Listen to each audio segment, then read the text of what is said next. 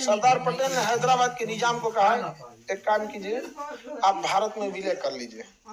उन्होंने कहा कि मैं मर जाऊंगा लेकिन भारत में नहीं विलय करूंगा, अगर हैदराबाद को लेना है तो मेरी लाश से गुजरना पड़ेगा। तो पटेल ने कहा तो इसमें कौन सा बड़ी बात है। ये भाषा होती है, पहले मेरे ऊपर से जाना होगा, तुम्हारे ऊपर से क्या दिक्कत, कौन सा चीन का दीवार लेकिन ना चढ़ पाएगा उस पर लाश से गुजर। सरदार उसने कहा कि भाई हैदराबाद का निजाम का यार, ये आदमी तो डरता ही नहीं है यार, इसलिए ना लौह पुरुष नाम रखा गया। वो कह रहा है कि लाश से गुजरना पड़ेगा, कहा कोई बात नहीं, आप जब बताइए हम गुजर जाते हैं। हैदराबाद के निजाम के पास पूरी तरह से अपनी फौज थी और बहुत पैसा। हैदराबाद में गोलकुंडा निकला उसी के एरिया से, हालांकि वो पहले निकला था काकतीय वंश के में, तो गोलकुंडा हैदराबाद का एरिया काफी विकसित था।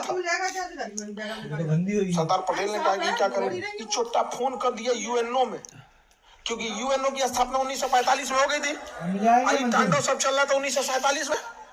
अब यूएनओ में फोन कर दिया कि देखिए यूएनओ का संविधान, यूएनओ के संविधान को चार्टर्ड कहते हैं, जर्मनी के संविधान को वाइमर कहते हैं, कॉन्स्टिट्यूशन कहते हैं। तो यूएनओ का रूल है कि कोई देश यदि अपना स्वतंत्र निर्णय लेना चाहता है तो ले सकता है। और अंग्रेज कह के गए थे सब कि अगर देसी रियासत जो प्रिंसली स्टेट है जहां रहना चाहती है स्वतंत्र, तो यूएनओ में लिख के गया कि देखिए हमारा हैदराबाद है और अंग्रेज हमसे बोल के गया है लॉर्ड माउंटबेटन कि आप जहां रहना चाहें रह सकते हैं। समझा कि नहीं गया। अब ये सरदार पटेल हमारे ऊपर सेना की कार्रवाई करना चाहते हैं, लेटर भेज दिया कहाँ पे, यूएनओ। यूएनओ स्टिक ले लिया, एक्शन ले लिया यूएनओ। आप तुरंत भारत सरकार को मैसेज किया, गृह मंत्रालय के अंदर में आता है सारा चीज व्यवस्था भारत के अंदर का। सरदार पटेल थे, उनके पास लेटर आ गया यूएनओ का। अब क्या करे सरदार पटेल, और स्पष्ट लिखा था कि आप सेना को इंटरवेंशन के लिए नहीं भेज सकते।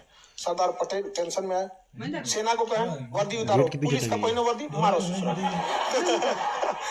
ऑपरेशन पोलो के तहत घुसा